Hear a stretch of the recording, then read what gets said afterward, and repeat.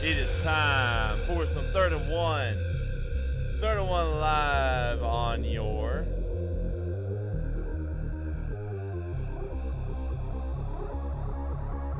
Third and One live on your Monday morning drive. Sorry, I had to crank up the mic just a little bit, but that's all right. We're in business now.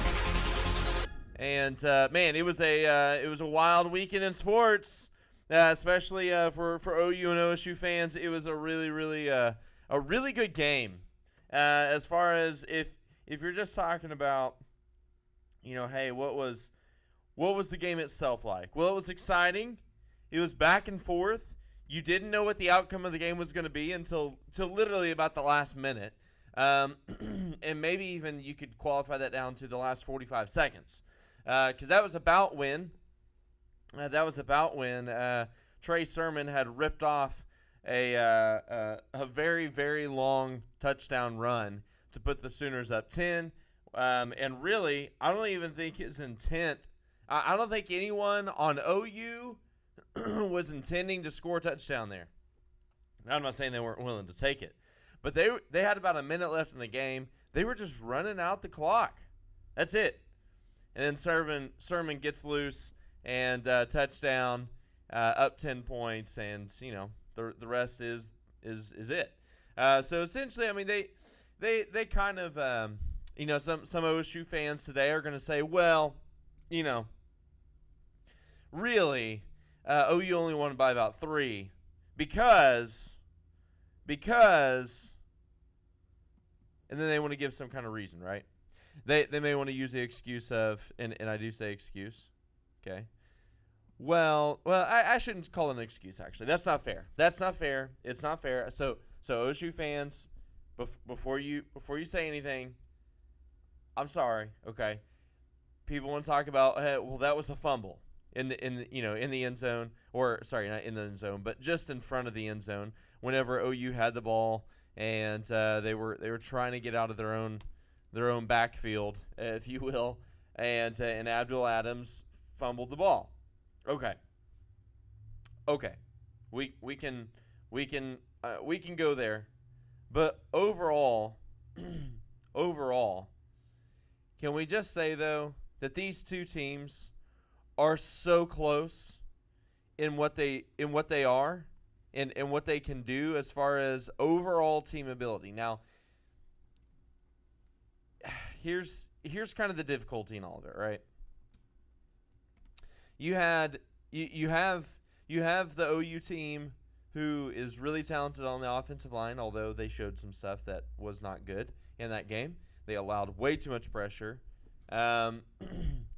They also showed that they have a really good receiving core.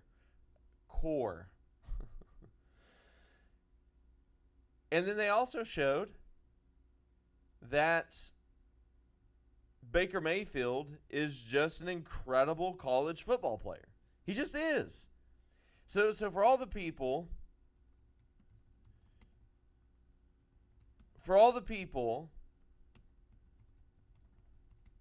that want to say Thunder, sorry. I'm typing and speaking at the same time. It's dangerous.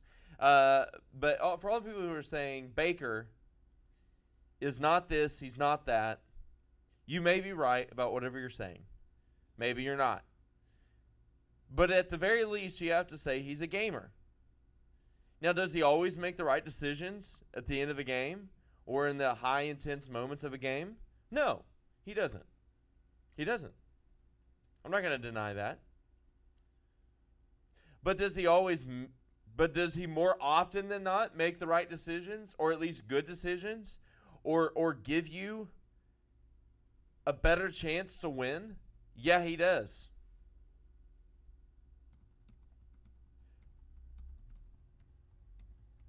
So, for all the people who want to try to say that really Baker is not much, just step back for a minute.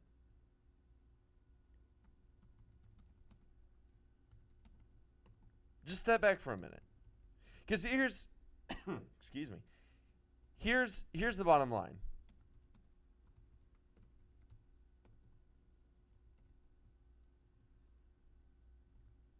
Baker Mayfield is about the only reason why this team has continued to win. And, well, let me put it this way. He's the only reason why this team is in a position to even go to the playoffs. Can we all just admit that? On both sides? For the OU fan who wants to say, no, this team's good. This team's good. They're gonna be they have a possibility of winning a championship. No, just stop. Just stop. Just no. Not with how that defense is playing right now. You're just not. Now, if they show up and play like they played against Ohio State, and they're playing a team that's really run heavy, like an SEC team, or one that's at least they're not as dynamic on offense, okay? And it's not a mobile quarterback. Well, last night Saturday night, Rudolph was not a mobile quarterback, and he's still turning them up. So let's just say if it's someone who can't pass super well, it's not a dynamic offense, they're not airing the ball out, then yes, OU's got a chance. Let me roll back. They got a chance. If it's against a team that's airing the ball out, that has a good defense, you ain't got a chance. But if it's against a team who has just an okay defense, but they have a really dynamic offense, it's going to be a shootout like last night. It's what's going to happen.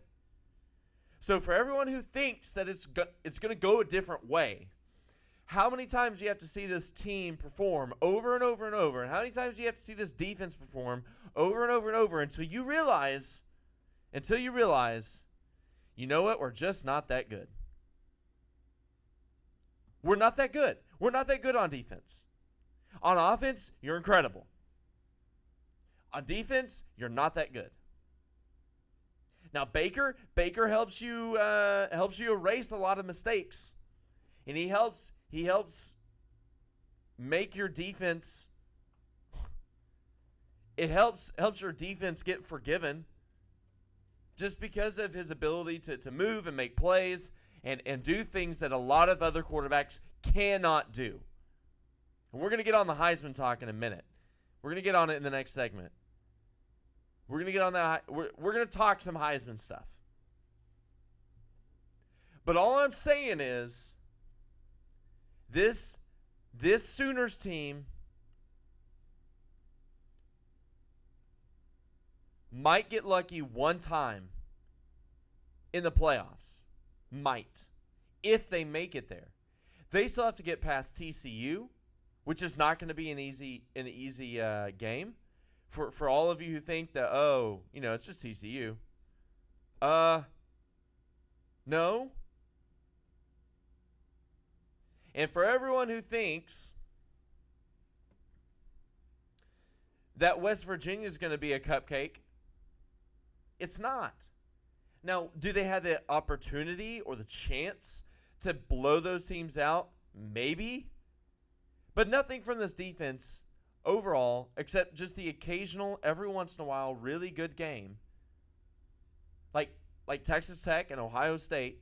I think those are about the only two I can say where the defense just played exceptional. Outside of those two games, I don't see anything that tells me that they're going to do that on a consistent basis. Now, maybe they will. And that goes to players. That goes to coaches. I mostly put that on coaches. But it goes to players too. They got to have some pride. They got to get out there and fight. And I don't mean literally fight. I mean they got to go out there. They got to do their thing. They got to push hard. They got to work hard. They got to go earn it. And that's what it needs right now. That's what this defense needs. They need to go earn it. And I mean earn it. But we'll see. We'll see what happens. I mean, we're going to know a lot more about this team as the weeks go on.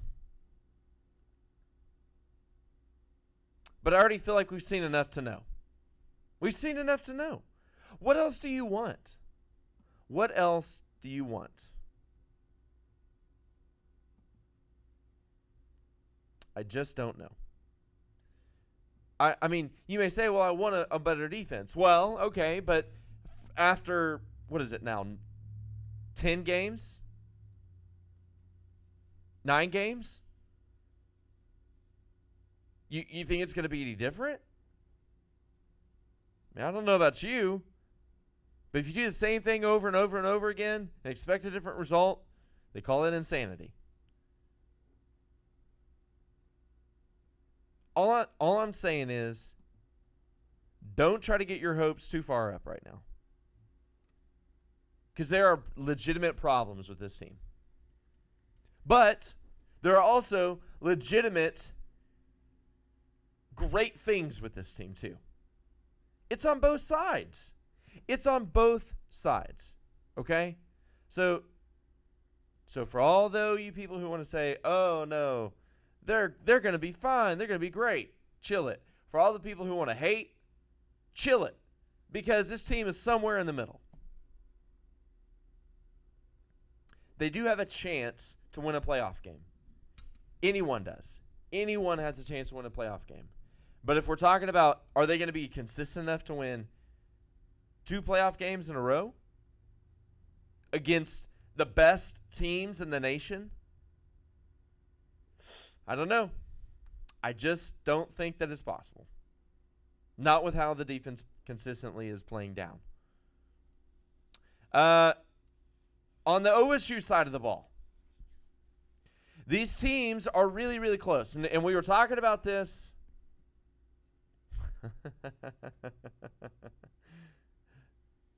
DLC says, don't count your ducklings before they hatch. Fair enough. I mean, so let me ask you this, David. David, do you mean don't count your ducklings before they hatch with regard to OU not being able to win? Is that what you mean? I love having conversation, by the way. I love having conversation. So thank you so much, DLC. I think we're just gonna have to call you DLC. I know that Jeremy called you DLC the other night when we were doing our Saturday night college football wrap up. And by the way, we were just on there just randomly. So for everyone who's like, we didn't know you were on there, don't worry. It was just kind of a random thing. But you should go check out the video. It's on YouTube Live. You'll see it. It's Bedlam wrap up. You'll see the college football wrap up. It's really good stuff. But DLC was commenting then too, and thank you so much, DLC, for that and listening to the show. Really appreciate it. Man, it's it's a lot of fun, especially getting to talk to you while you're messaging me back. It's really it's cool to me. It's cool to me. I know a lot of people are like, man, you're such a nerd, or you're so old, Evan. That's okay. That's okay. But yes, no, okay. So DLC says yes. He means that don't count your ducklings before they hatch with regards to OU being able to or not being able to win. So I guess you think that OU is going to do well. Is that am I gathering that right? Do you think that OU, there shouldn't be as much concern with OU? And if so, if you don't think there should be as much concern with OU being able to win in the playoffs, if they get there, okay, big if, but if they get there, what about this team makes you think that there is not as much concern? Like, what are you saying, hey, don't worry, OU's going to be fine? Because I just want to know. I want to know. Because I don't know that I see enough to say, well, this team has a legitimate shot to win 2 games in a row in the playoffs against the best of the best. We're talking about teams like Alabama, Georgia, who both have good offenses, good, not great, but good, and great defenses. OU has a great offense and defense. And when they play well, it's okay to good. It can be really good depending on the style of team that they're playing against. All I'm saying is I just can't go there with you fully. But tell me what you think is the reason that they can stand up. I'm just not sure that they can. Let's talk about Oklahoma State. Oklahoma State. O-State fans.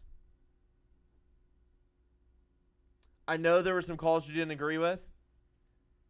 But it kind of happened on both sides of the ball too. Okay. I will say that personally, there were some calls that OU fans are up in arms about that I'm like, it was the right call. Like the interception being overturned. People are really mad about that because they're like, well, they said that it was an interception before the penalty. Then after they reviewed, they changed it. They can't do that according to the rules. I get that. I understand that. I'm with you. But overall, was it right? No. And a recent thing that I heard from a buddy of mine was that actually they were talking about that on the broadcast. They can actually change. Oh, DLC. I'm going to get to your comment here in a little bit. DLC dropped a comment, or we'll get to that here in just a second. But if here's my bottom line on it. If the rule is that they can't change it once they go back to the tape and they say, well, clearly the penalty, the targeting was before the interception, therefore the interception should not stand. If they see that in the video, they should be allowed to overturn it. And a buddy of mine was telling me, well, in the broadcast they were talking about how that was a rule that was changed this year that they could do that. And I agree with that. I agree with it. We're relying on the fallibility of man, but yet we expect them to be infallible with regards to their calls. And there's only one infallible, and that's God and God alone. Okay? God and God alone. Yes, I'm getting theological right now. God is the only one who's perfect. He's the only one who doesn't make mistakes. Man makes mistakes. And so if you want to put it into a situation like sports, something like that should be able to be overturned because it's the right call. What you're wanting to do is get off on a technicality. So all the fans who are saying, well, they shouldn't have been able to do that, let it go. Let it go. If it's the right call, it's the right call. DLC says do away with instant replay. Ah, DLC. David. Brother. It's fun. It's real. But OSU, the two teams were really close. That's all I can tell you. The two teams were really, really close. I think they're so close. They have a minute difference between them as far as their overall ability. And that's what I was opening up the show talking about, right? And we talked about that on the college football wrap-up.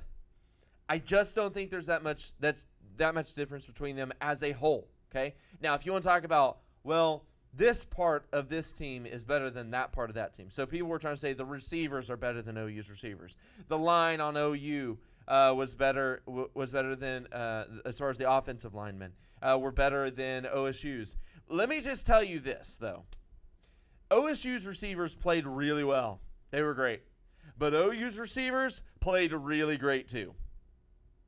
Maybe not as good, but we're talking about a hair difference. Now, will they be like that all season long? I'm not sure, but Hollywood Brown is still running. In case you didn't see, he's still running. Ain't nobody catching him right now from OSU. He's still running. I'm pretty sure that his third and fourth gear is faster than everyone else's fifth gear on that field. Almost. Dude was fast. He got out. And OSU wasn't catching him. Once he got going, he was gone. Anyways, all that being said, OSU, I feel bad for you because I know often you're on the short side of the stick. I get it. But I'm just saying there was not much difference between those two teams Saturday night. That could have gone either way the entire game. So, I'm sorry. But play for a really good bowl because you're going to have a shot at a really, really good bowl. I'm not sure that they have a chance. Well, let me roll that back. Do they have a slight chance to make the Big 12 championship game? Sure they do. And I'm sure they would hope to be able to play OU again and exact revenge. I get it. That would be kind of fun. It really would be. If that happens, this radio station may have to take a road trip, and specifically this show may have to take a road trip down to the Big 12 championship game at Jerry's World. But I just don't know that it's going to happen. It's a slim chance, but we'll see. Yes, DLC says, now what's crazy, okay, before I say your comment, DLC, what's crazy about the score and how high it was, it was the highest scoring game in Bedlam history. It was an incredibly high scoring game. What's crazy about that is everyone expected it to be a high scoring game. No one expected it to be that high scoring, I don't think.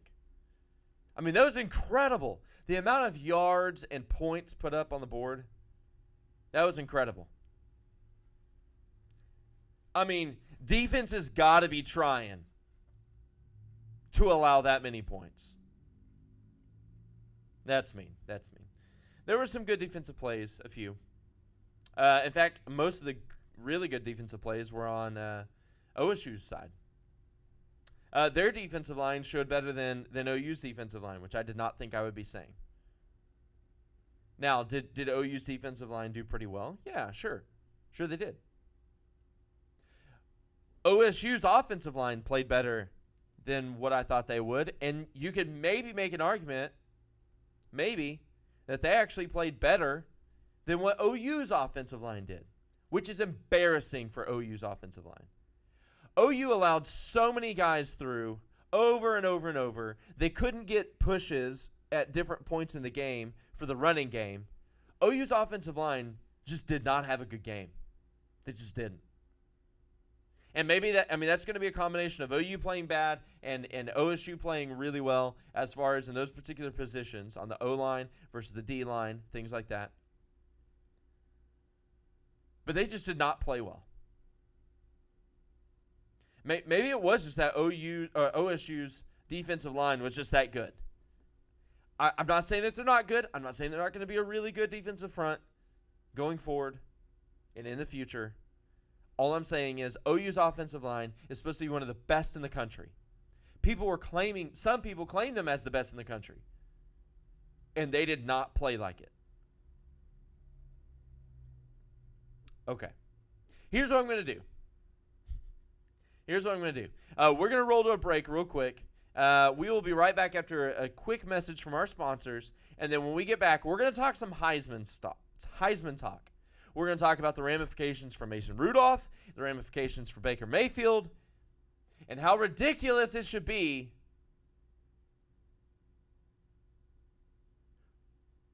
for the position that some people are taking on Baker Mayfield and his Heisman chances. And yes, that is intentionally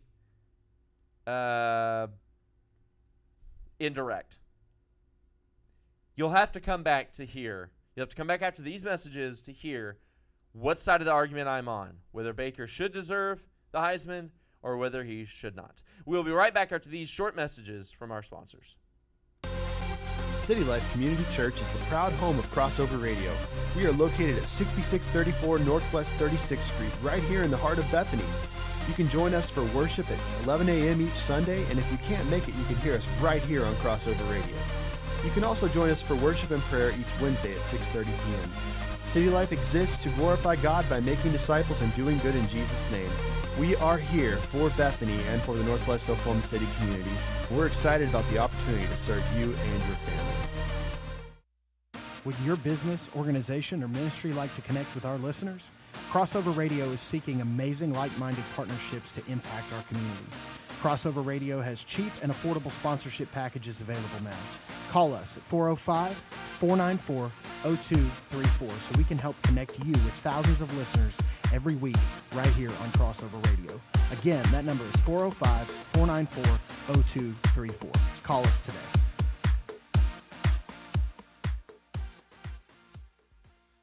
Tired of taking up a seat in church or just watching a production?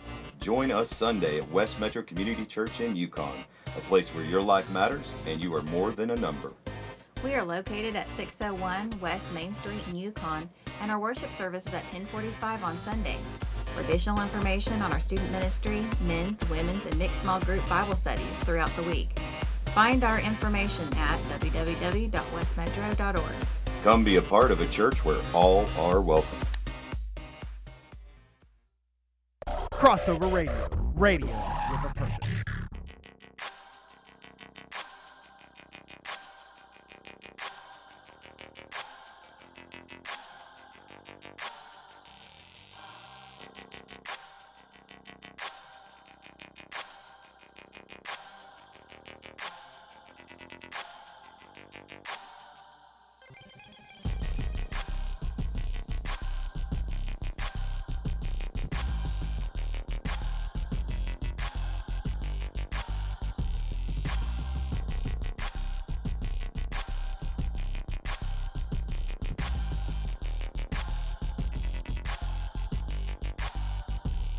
All right, we are back here live on 3rd and 1 on your Monday morning drive. 3rd and 1 on Crossover Radio, radio with a purpose. Yeah, that's right. Radio with a purpose. Hey, just a couple of things here. We actually have the Thunder guys are going to be starting up their new cast and their affiliation with this station. The Thunder guys, ran by Zach Lowe and Craig Hofield. They will actually be doing some post-game recaps as well at different times. But they will have a show starting Tuesday night, 5 to 6. You'll want to catch that. Every Tuesday, 5 to 6. Check it out. It is really, really good stuff. They are so good at what they do in covering the Thunder. If you want any kind of in-depth coverage, you'll have to check it out. Yes, DLC, morning coffee, that's right. Get back quickly. Tell me, be right back. Should have gone during the break. My. Anyways, but yes, you'll want to catch the Thunder guys. It's the show that's airing is called Thunder Things. That's right. A little tie to the Stranger Things there. But Thunder Things is going to be really, really cool. Really great show, I'm sure. And they are, man, they're super knowledgeable. Oh, now he says he's back. Okay, DLC. But they are super knowledgeable guys. They are really, really good at what they do. You really do have to check them out. If you like the Thunder at all, if you like the NBA at all, you have to check them out. They are very in-depth. They have really good insight. And, man, they're worth your time. And they're going to be funny, too. They are funny guys. Zach Lowe is one of the funniest guys I think I've ever met. Yeah, he's got to crack like at least the top 5, if not the top 3. Funniest guys I've ever met. He is my my longtime brother that we met back in, let's see here, high school, my junior year. I met him there, and man, just a really, really awesome dude. Man that loves the Lord and loves his family, and he also loves some Thunder. So you'll want to check that out. He loves OSU too. Maybe I should have just had him on this morning to kind of help promote a show if I would have been thinking ahead, and we could have also I talked about the OSU game, OSU versus OU game, and we could have really got him good. Get him. All right, so we'll see if we can catch up with him at some point, maybe on Friday, after he's had a little bit of time to mourn the loss that was OSU versus OU. So yeah, no, let's talk a little Heisman talk, okay? Let's talk a little Heisman talk.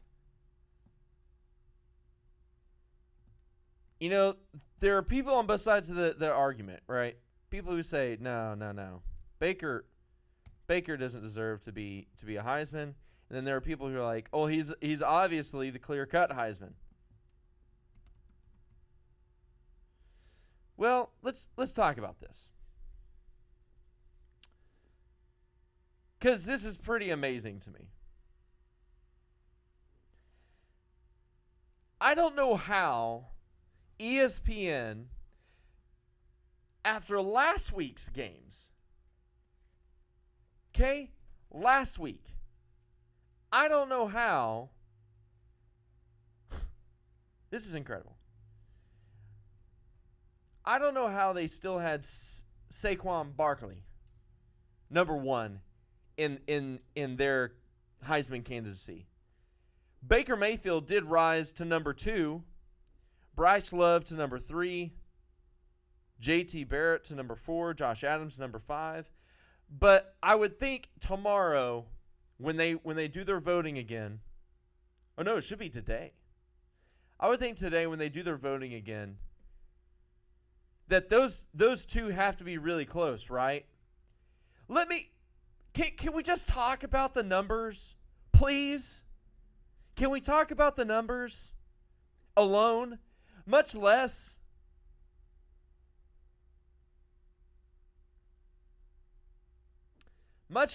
his poor performances in the last few games overall, or at least the last 2 games. At Michigan State, he had 63 yards rushing, 33 yards receiving on 3 receptions. That's a pretty good average. But that's it. That's all he did. His year totals, 864 yards rushing, 9 touchdowns, 5.7 yards per carry. Now, overall, yards per carry, is that good? Yeah, he's a good running back. Do I think he could potentially be really good in NFL? Yes, definitely. His receiving is really good, too. 39 receptions, 504 yards. Yards per reception, 12.9. 3 touchdowns. He has 9 rushing touchdowns. All those are really good numbers. They are not Heisman worthy. Sorry, not Heisman worthy. Bryce Love, the other running back who's highly considered right now. And also, if you want to throw in Josh Adams, running back from Notre Dame. I can't stand Notre Dame, but some of his numbers are, well, actually, they would even out.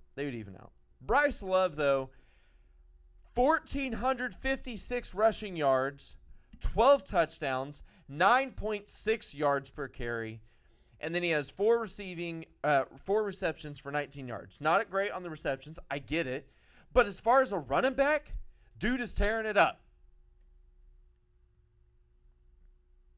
Now, his last outing at Washington State, only 69 yards, 1 touchdown. I get it. But we're talking a guy who missed a football game. He couldn't play at Oregon State. And he got injured in his game against Oregon. So he technically has missed, I believe, about a game and 3 quarters. Maybe more, maybe a little less. But let's just say he's missed a game. And he still has those numbers. And he missed games against bad teams. He could easily have 1,600, 1,700 yards right now. Easily. And probably at least another touchdown or 2. So I'm sure Saquon will be a really, really good player. I think he could be an incredible NFL player. But we're talking about the Heisman. Sorry, it doesn't cut it. Baker Mayfield. Listen to these numbers. Okay, for everyone wanting to know how is he doing lately, if you haven't paid attention, 598 passing yards, 5 touchdowns, a 66.7 completion percentage. Not great, but good. A 98.1 QBR. That's good. His rushing was bad. He had -9 yards because he got sacked so much. He's got to let go of the ball at times. But overall, that's also his line. But he had a rushing touchdown. 6 total touchdowns, 598 yards passing. He had 2 interceptions, and again, -9 rushing yards total. Completion percentage was just okay. It was 66.7, good, not great. Let's talk about his season numbers. Season. 3,226 passing yards, 28 touchdowns. And there's still 3 regular season games left. 5 interceptions. 2 of those came on Saturday night. Completion percentage, 71.7%. And by the way, that was with a worse completion percentage on Saturday affecting that number. 92.3 QBR, not as good as his QBR on Saturday. 181 rushing yards, 5 touchdowns, 2.9 yards per carry. He has 33 total touchdowns, 28 through the air. Now, if we're talking about numbers, though, I do have to say this. J.T. Barrett, he's had some good numbers. Now, last week against Iowa, not good. Saturday was really bad for him. 208 yards, 3 touchdowns, 4 interceptions, 63 rushing yards. J.T. Barrett, this is interesting. But if you're comparing him to Mayfield, you probably should listen. Barrett, 2,374 passing yards. That is about 850 less passing yards. 28 touchdowns, 5 interceptions, exactly the same. Completion percentage, 67.5. That is 4.2 less percentage. That is a pretty decent difference. That's a pretty big difference when you're talking about an entire season. 9 games thus far. QBR, 83.3.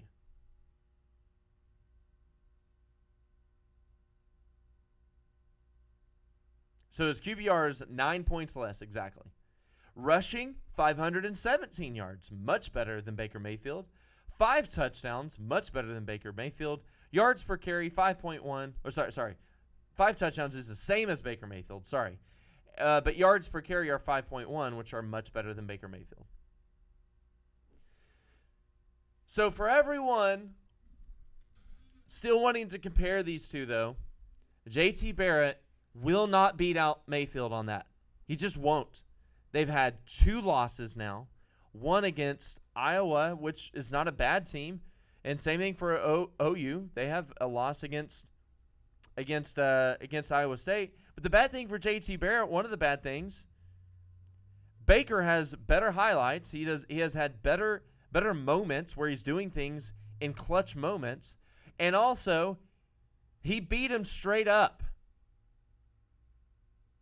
So, for everyone wanting to throw out Baker Mayfield as Heisman, stop it.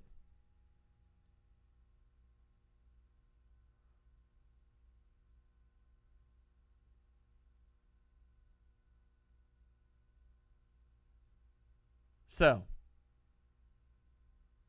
anyways, all that being said, that's what's going on. That's what's going on.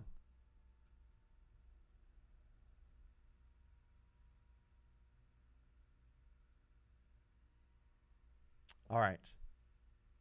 Anyways, I had to get all that out of the way. I know that I got pretty animated about it. I get it. But I just had to get it out of the way.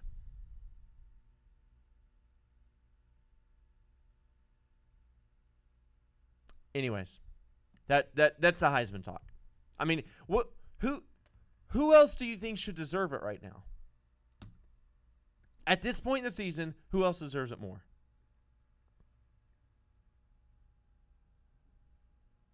Can anyone tell me? Who else deserves it more?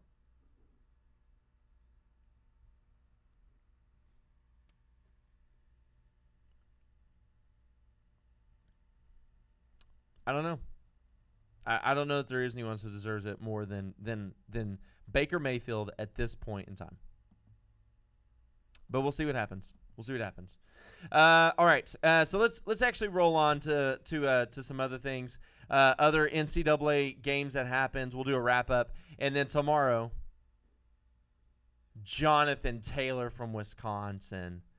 Okay, we'll talk about him. Here in just a second. DLC. Let's talk about some NCAA football scores, kind of wrap up what the weekend had. It was pretty uneventful outside of Penn State and Ohio State losing. You had, let's see here. Of course, Memphis dominated Tulsa 41-14. Tulsa continues to only have one win on the season, if I'm not mistaken. Texas Tech lost to Kansas State in the Big 12. Kansas State won. Penn State lost to Michigan State, like we just mentioned. Wisconsin beat Indiana 45-17.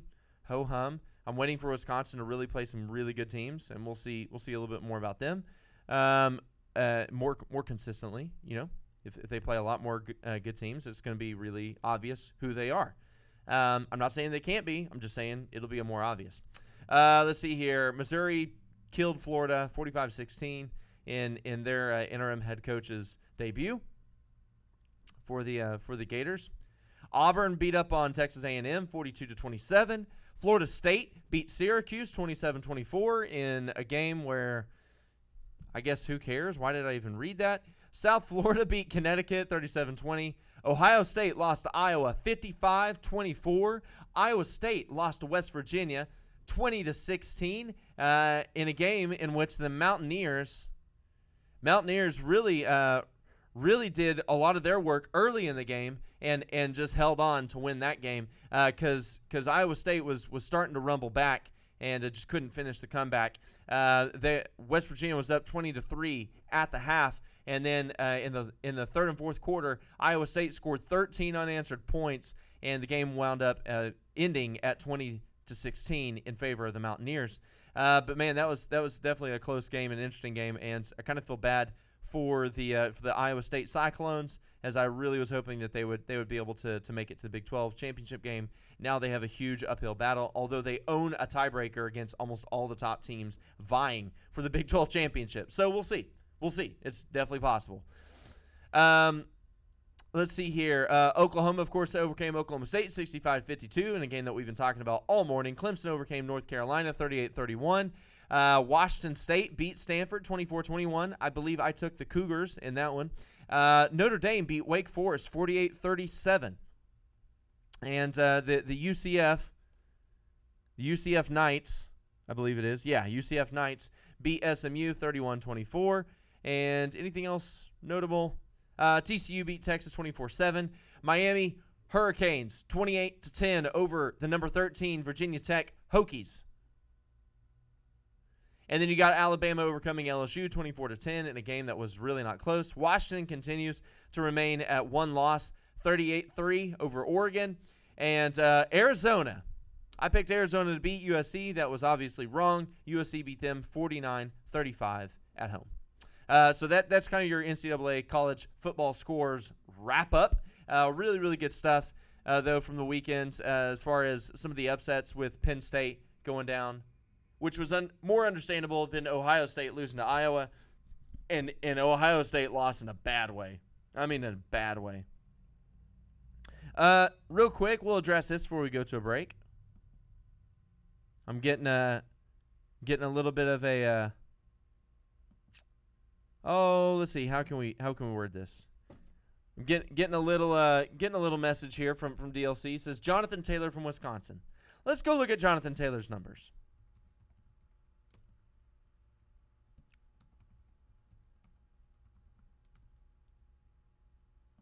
Let's go look at his numbers. Let's see what we got here. All right. Jonathan Taylor, running back, freshman, Wisconsin Badgers. Well, for one, he's a freshman. It is super rare for a freshman to win it. I'm not saying that they can't. I'm not saying that he shouldn't. I'm just saying it's super rare. Man. Okay. He's got some legitimate numbers. Still not as good as Bryce Love. But let's talk about him. And man, he's actually, yeah, he has 6 games over 100, but still his overall numbers. Okay, hold on, DLC.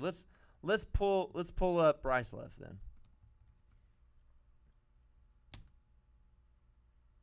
If we're gonna get into this, let's do it the right way. Stats. All right.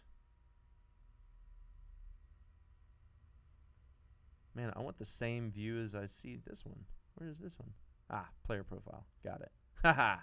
We're in business now. All right, here we go. You want to talk about how many games over 100?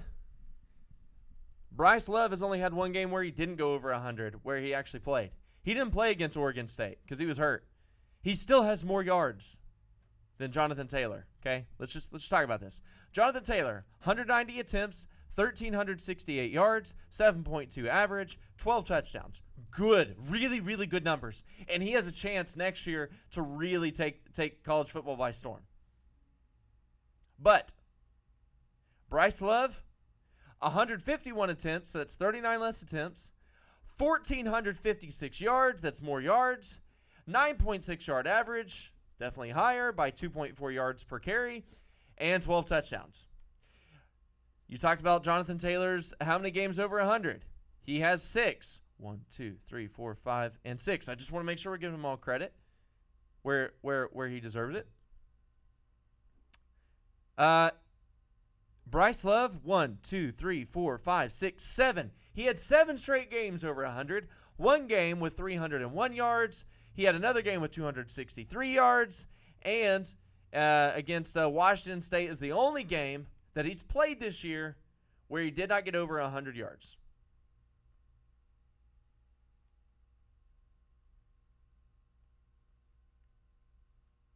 Come at me, bro.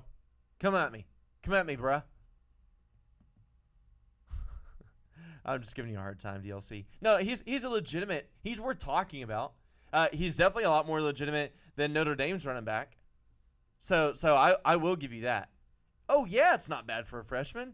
It's incredible. He says not bad for a freshman though. I completely agree with you, but it's still not worth Heisman talk. I mean, he deserves to be in the top 5. Yes. He deserves to go to New York. Yes. Is it actually? No, it's not in New York, is it? It's going to be in Dallas this year. That's right. I forgot about that. No, it's not in Dallas. That's the draft. Sorry, I'm all over the place. But he deserves to go. He deserves to go. He deserves to be a part of it. And I don't think it'll be his first time to go. I think that this guy is showing some stuff that is really, really incredible. We'll see. We'll see what happens. But still, for me, Bryce Love takes the cake on that. All right. This is 3rd and 1 live on your Monday morning drive. He says give him 2 years. I completely agree. I think even next year.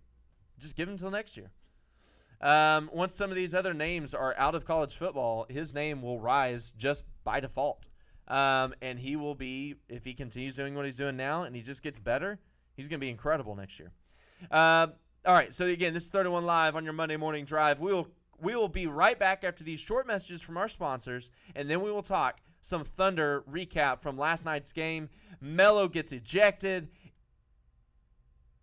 This should be a pretty good conversation. So join us when we get back right after these short messages. Hey, newly engaged couples, are you tired of the same ho-hum, boring wedding reception every weekend?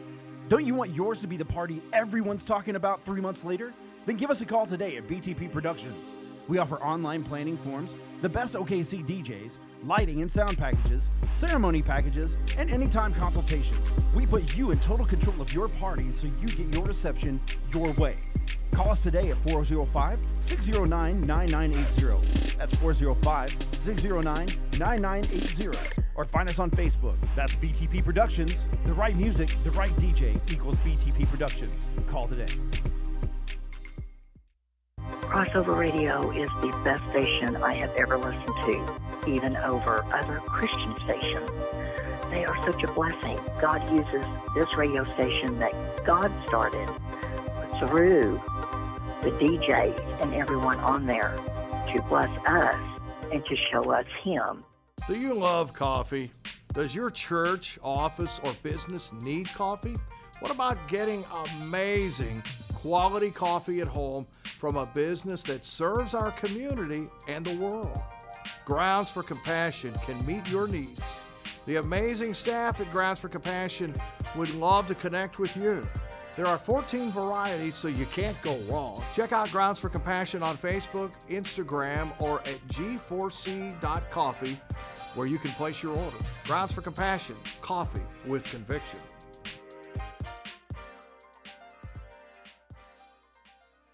Crossover Radio, radio with a purpose.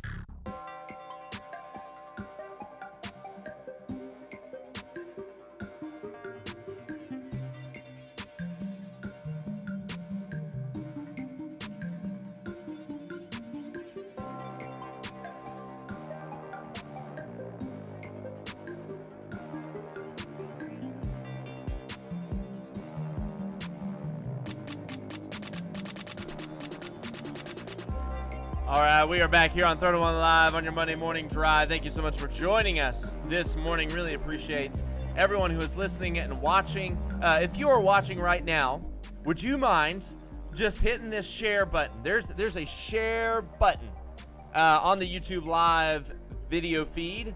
It's normally in the bottom rightish, or maybe actually just underneath the video normally.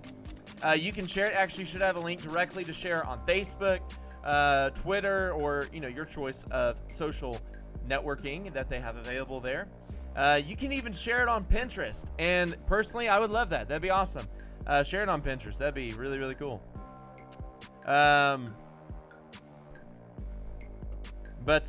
man, definitely share it with your friends and family. I'd appreciate that. Share it on any of the platforms that you prefer, and it would be a great benefit to us as a show, and also us as a station. We would really appreciate that, and appreciate all of your just everything that you're doing just by listening, supporting us. We are definitely looking to continue to grow, and really to make that happen. We need you as listeners, and so really appreciate that very, very much. Let's go ahead.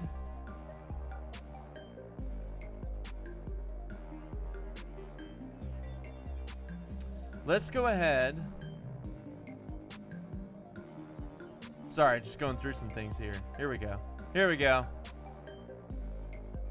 Let's go ahead and talk about the Thunder. Not a great game, right? Is anyone kind of upset about that game? Just a little bit? I mean, just a little? Is anyone upset? I mean, I know that we didn't have Anthony, and we still almost beat him, but I'm still kind of upset about it. At least we didn't have Anthony for part of the game. Let me put it that way.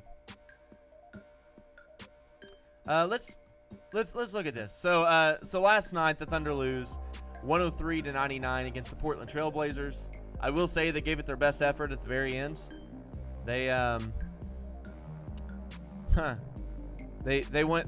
scored 32 points compared to the 25 by the Trail Blazers, but it was too little, too late. You can't wait till the fourth quarter to really try to come back. The team continues to do poorly in the first quarter, and they did poorly in the third quarter. That's where they lost it. That's where they lost the game.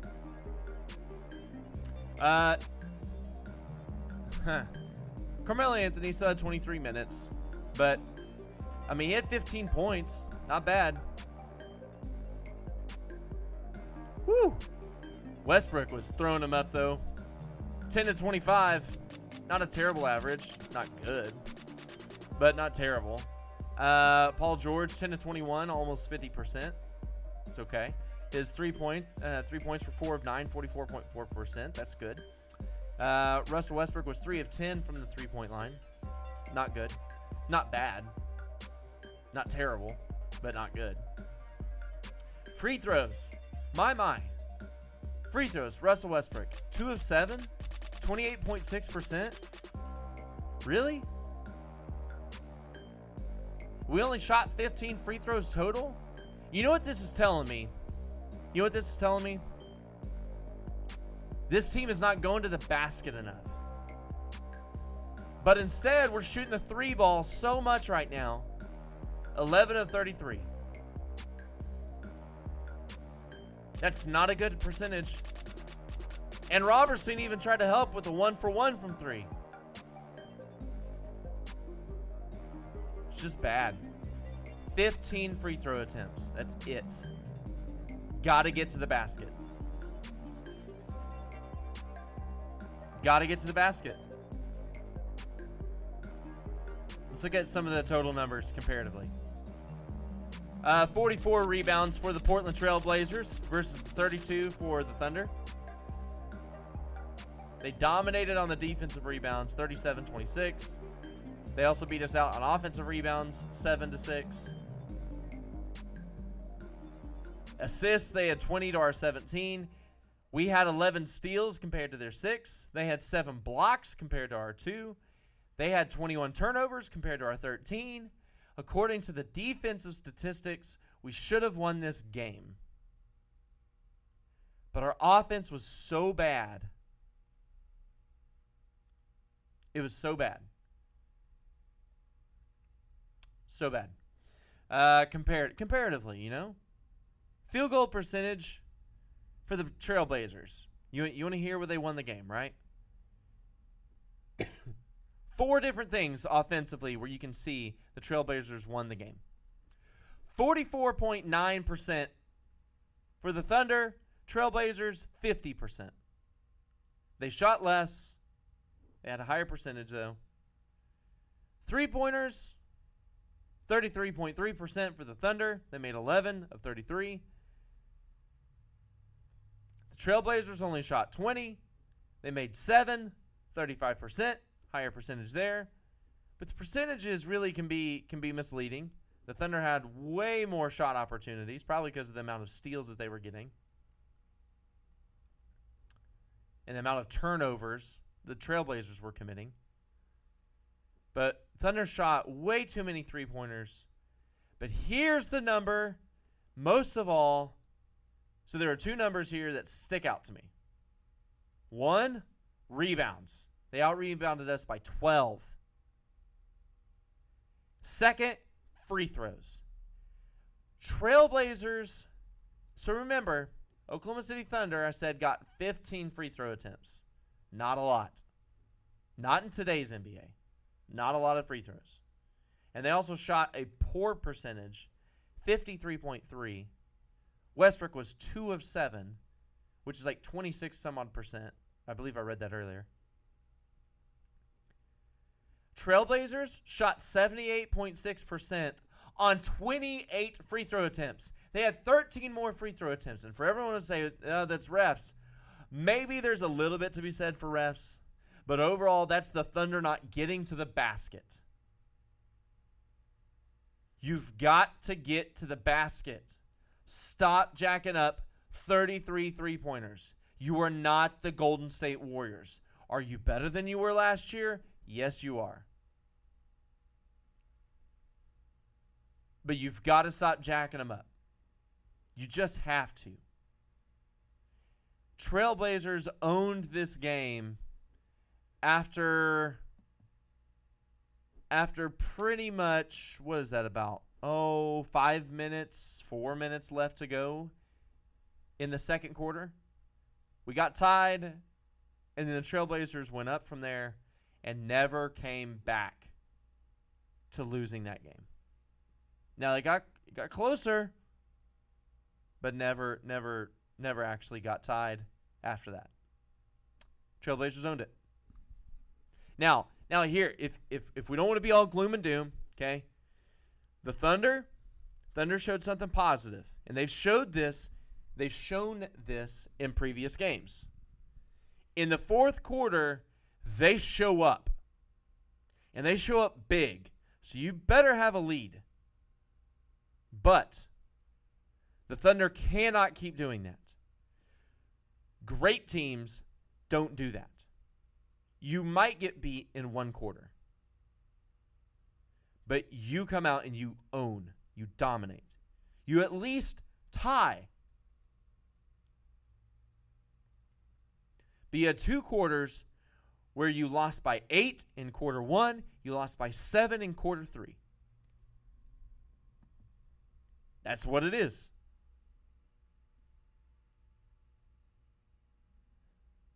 You even got good play from Raymond Felton. By the way, who's been a really good bright spot for this bench, as well as Jeremy Grant. Jeremy Grant, though, did not shoot the ball well last night. 4 of 11. That's been uncharacteristic for him. I'm willing to let that go. Westbrook had 9 assists on only 2 turnovers. That's good. The Thunder had steals galore. Paul George continues his steals. He had 3 steals last night.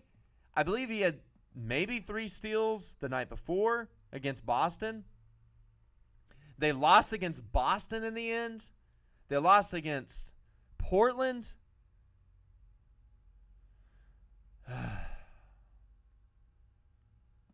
It's just not been good. Just not been good.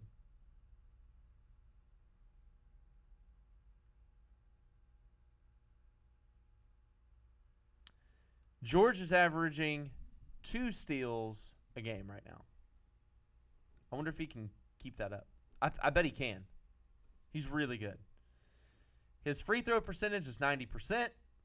His three-point percentage is 38.7. His field goal percentage is 43.5. Interesting numbers. He turns over the ball a lot, though. 16 assists compared to 20 turnovers. Got to hang on to the ball, George.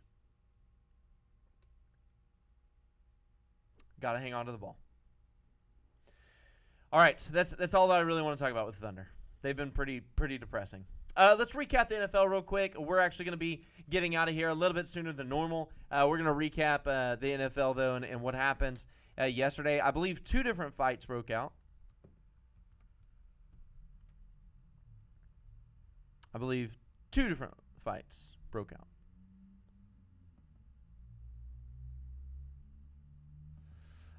Let's see here. Of course, Deshaun Watson got hurt in practice earlier this week. That's sad, both for him as a player, because he has been doing so well as a rookie especially, but just so well overall. And for me as a fantasy football team owner, because Deshaun Watson is my guy. I had he and Carson Wentz. I'd actually traded Carson Wentz to Jeremy last weekend or so because I didn't need Carson Wentz. And I really felt like, man, Deshaun Watson is a really, really cool player. He's good enough for my quarterback on my fantasy football team, and I need some running backs, and I need some other things, especially just running back. And so I traded Carson Wentz, and then Deshaun Watson gets hurt. And I have Odell Beckham Jr., who also is on the IR because he got hurt because he broke his leg. I guess the motto of this is don't be on my fantasy team. Don't be on my fantasy team. But Eagles, let's talk about the Eagles. Talking about Carson Wentz. Eagles won, and they are now 8-1, NFL best right now.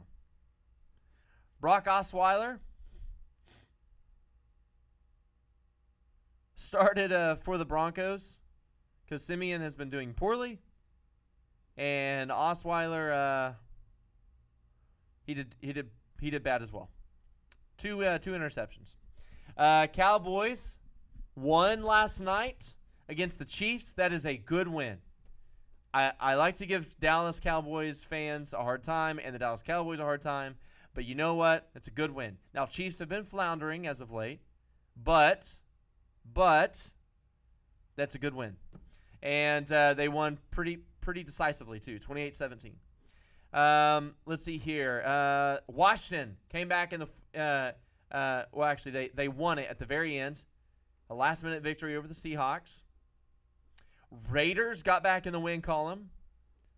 They won over the Dolphins on Sunday Night Football. It's good. Good for them, although they're not a very good team. And you know what? Bottom line is that was against a bad team. Let's see here. Some people got ejected. So Jameis Winston apparently instigated a big fight between the Bucs and Saints from the sideline. A.J. Green and Jalen Ramsey were both ejected after a huge fight where A.J. Green basically put kind of some kind of MMA chokehold on him and then I guess hit him. Hey, DLC. I forgot about this. You're a Packers fan. Packers fan, DLC. David commented in, said, "Go Pack, go." Picking them against the Lions tonight, and he's not kidding. I can see that. I got no problem with that. I'm excited about the Packers too. In fact, I'm gonna be watching it myself, and it'll be really good. Let's see here.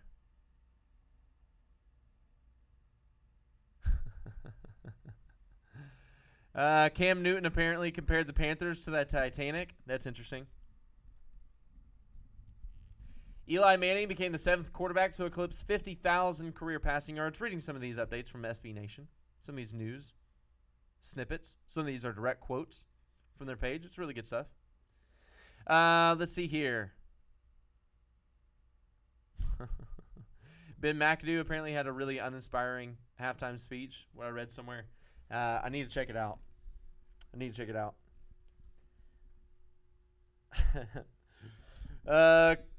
Let's see here. Anything else? Oh, Carlos Hyde was ejected after a fight broke out in the Cardinals 49ers game. There was so much fighting yesterday.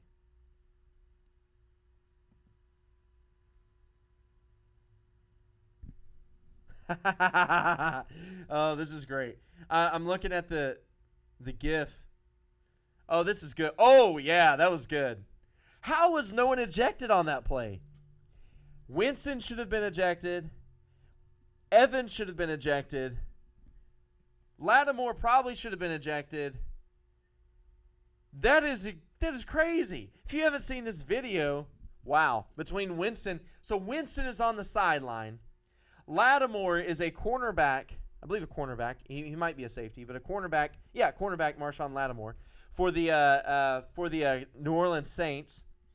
So Winston comes from the sidelines, pushes Lattimore on the shoulder from behind. No, pushes him in the back of the head. Oh, you don't do that, Winston. That was chippy. And then Evans comes to Winston's defense for some dumb reason because Winston was being dumb.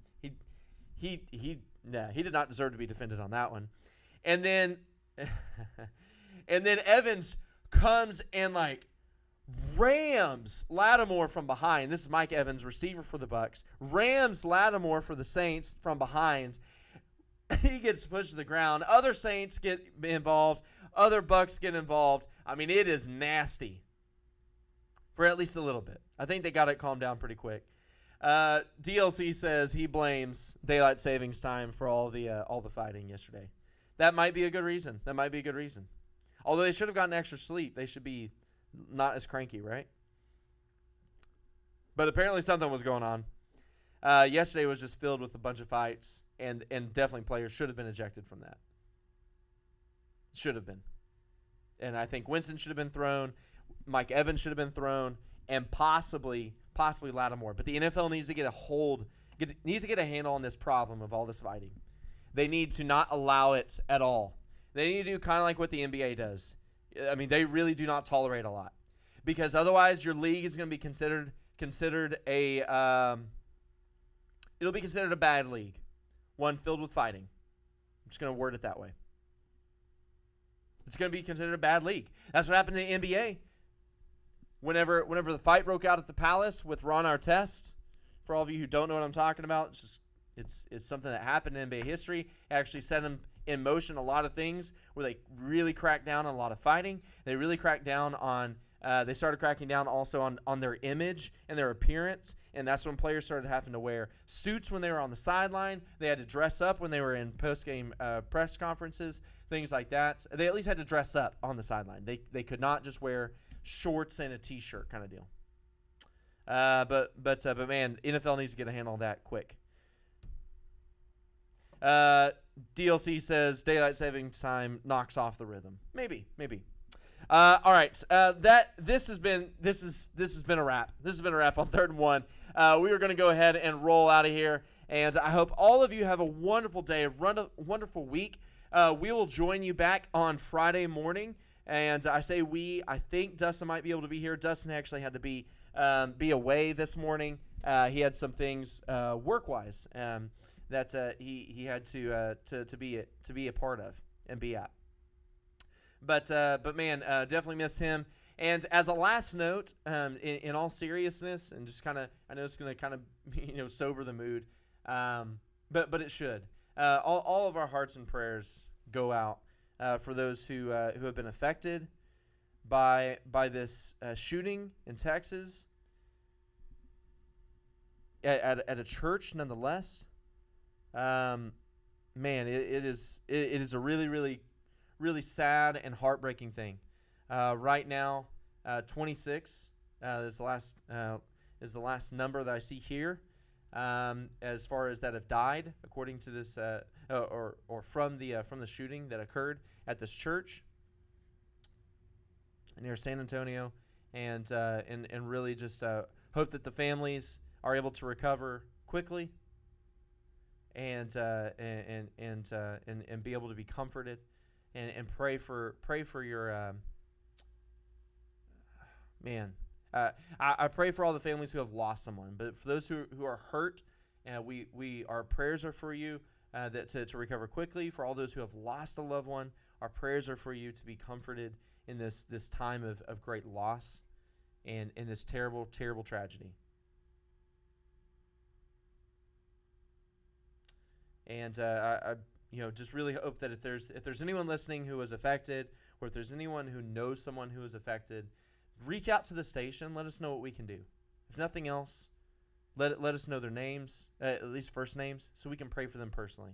Because we would really, really love to do that, and love to be any kind of ministry that we can to those people and their families. This has been 3rd and 1 live on your Monday morning drive. Again, have a good week. Be in prayer for those who have been affected by this terrible tragedy, and our hearts again go out to them, and our prayers go out to them. And any way that we can help, let us know. All right, we will see you all on Friday morning. This has been 3rd and 1.